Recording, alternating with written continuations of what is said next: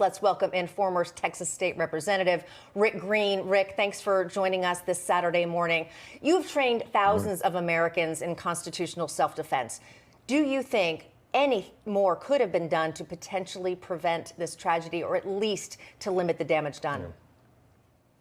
Yeah, I think we have to think about this in the big picture. There's evil in the world. There's been mass murder events from the beginning, usually committed by governments, not always by individuals. And just compare what happened on Tuesday in my home state of Texas to what happened on Wednesday in West Virginia. On Tuesday, this guy had over an hour to walk and indiscriminately kill children. On Wednesday, another mass murder potential was opening fire on a crowd, and an individual citizen, a woman, took out her firearm that she carried legally and ended that man's life before he could take innocent life.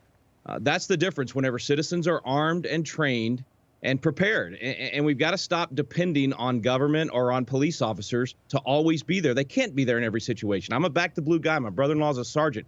But the only way that works is if you have a police officer in every home, on every corner. That's a police state. Nobody wants that. Right. What we should have is armed teachers. We should have more armed people in the schools that are trained and prepared in the moment, because any one of them being armed inside the school when this happened would be better than even SEAL Team 6 descending upon that school and trying to get their way in there as fast as possible. So I'm not second guessing the police officers, but I'm telling you, we'd be far better off if we had more citizens armed. You need more sheepdogs if you want to stop the wolves from preying on the sheep. Right. Well, that's the thing. When seconds count, cops are oftentimes minutes away.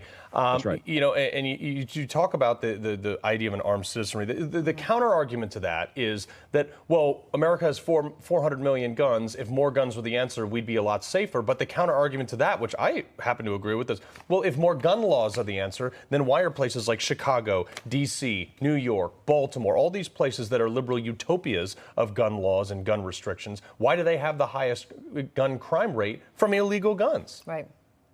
Yeah, let me clarify. It's not just guns, and it's not just good guys or gals with guns. It's trained good guys and gals with guns that stop bad guys with guns. And that's what's necessary. It's not just the weapon. We got to make sure that people get good citizen training. The founding fathers saw it this way. That's the reason they put the Second Amendment into the Constitution. They said, if you get robbed in your own home, it's your own fault and negligence, that it's your job, your duty, not just response, not just a right. People often say, I got a Second Amendment right.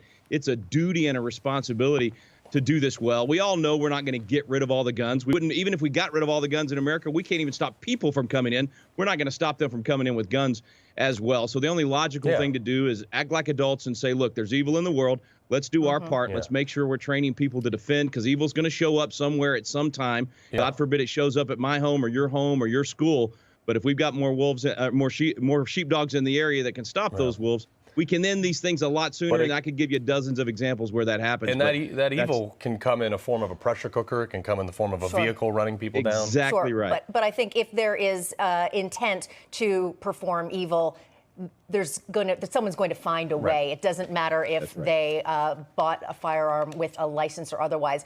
Even if there are those really strict laws, as we were talking about in the major cities, you know what? If they really want to get a gun, if they really have evil intent, they're going to find a way. Well, if you get rid of the guns, we'll use knives. You get rid of knives, we'll use rocks. That's the human nature way. What's the mass murder, terrorist weapon of choice for the last 20 years? A vehicle driving into a crowd. Exactly. That happens more often than anything else. And the worst school massacre in history was using bombs, as you mentioned. So, yeah, you guys are exactly right. I got to say, though, the real quick, I got less than a minute left. A mom was placed in handcuffs outside the scene. I mean, look, I've seen combat up close and very personal. Like, I understand the emotions that come along with it. But a mother trying to get to her kid and the cops put her in handcuffs, unsat in my book. Yeah.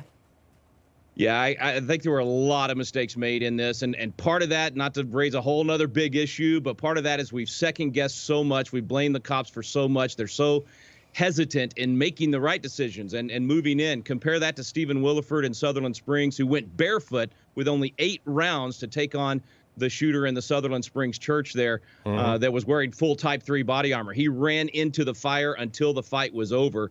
That's how this should have happened as well. I agree. Rick Green, couldn't agree more. Appreciate you joining us this morning. Thank you very much.